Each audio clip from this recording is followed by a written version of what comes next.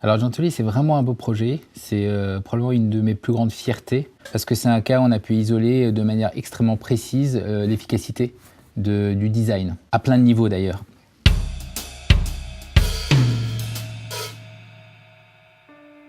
Un des problèmes du continent africain, c'est la mortalité infantile. Pas simplement la mortalité due à des maladies telles que Ebola, etc., mais la mortalité infantile due à des causes bénignes. Un chiffre dramatique, c'est qu'un enfant sur 10 meurt avant l'âge de 5 ans des suites d'un rhume, d'une diarrhée qui n'ont pas été détectées et traitées à temps. Et donc, ces ingénieurs décident de s'attaquer au problème. Ils trouvent une solution absolument géniale. Elle règle le problème définitivement et surtout géniale aussi parce qu'elle coûte quasiment rien. Partout où l'association existait, la mortalité infantile due à des causes bénignes disparaissait. Donc solution ultra efficace, super innovation. Le problème, c'est ce qui arrive souvent avec des innovations, c'est qu'il ne suffit pas d'avoir une idée géniale, c'est qu'il faut aussi arriver à la vendre, y compris quand on est une ONG. Et là, en l'occurrence, après 5 ans d'existence, personne ne la connaissait, qu'ils avaient, oui, des donateurs, mais pas assez. Or, quand on est une ONG et qu'on a 0 € en communication, comment on fait ?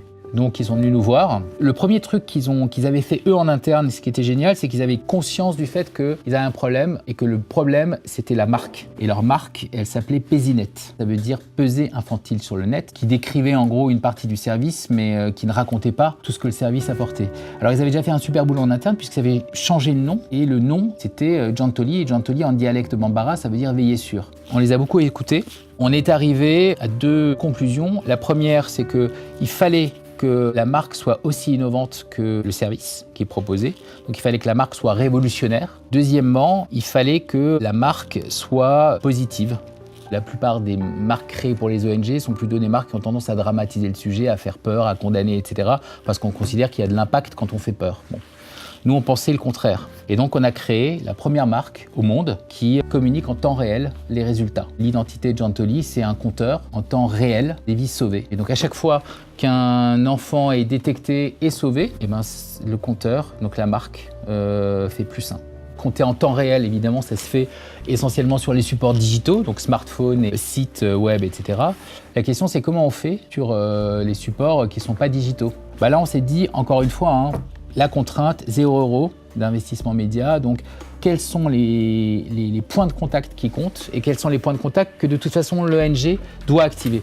Le premier truc, c'est la carte de visite. Donc la carte de visite, on a transformé ça en une vraie expérience. C'est une boîte avec des tampons. Quand le responsable de Gently rencontre le donateur institutionnel, il va sur le site de Gently où en fait le nombre de vies sauvées s'actualise en temps réel. Il prend sa carte de visite, il ajuste son nom en regardant sur son smartphone le nombre de vies sauvées. Il tamponne en disant je suis juste en train de regarder le nombre de vies d'enfants qu'on a sauvés depuis hier. Puis il donne sa carte. Ce qui se passe quand on donne une carte comme ça, surtout à un donateur institutionnel, c'est qu'on lui donne 2 trucs qu'il attend. De la transparence. Comment être plus transparent que de donner ses résultats en temps réel dans son identité. Et le deuxième truc qu'on lui donne, c'est des résultats. Quand vous avez quelqu'un qui vous donne une carte de visite pareille, vous ne l'oubliez pas.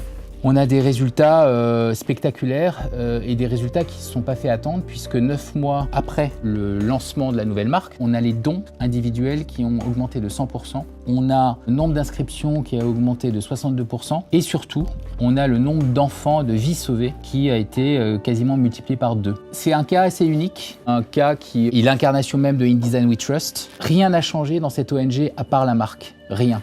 Elle a évidemment permis l'augmentation des dons, elle a permis l'augmentation des inscriptions et elle a permis le doublement des vies sauvées. C'est pas la marque qui fait ça toute seule, mais c'est ce qu'on a mis dans la marque, à savoir bien plus qu'un logo. Mais on a créé un vrai mouvement porté par la marque. On a fait passer d'une entreprise qui mesurait et qui pesait les enfants sur Internet à une entreprise, en l'occurrence une ONG, qui sauvait des vies d'enfants, l'une après l'autre après l'autre. C'est pas la même entreprise. Et c'est ça que fait le design. C'est une transformation en profondeur des âmes d'une entreprise.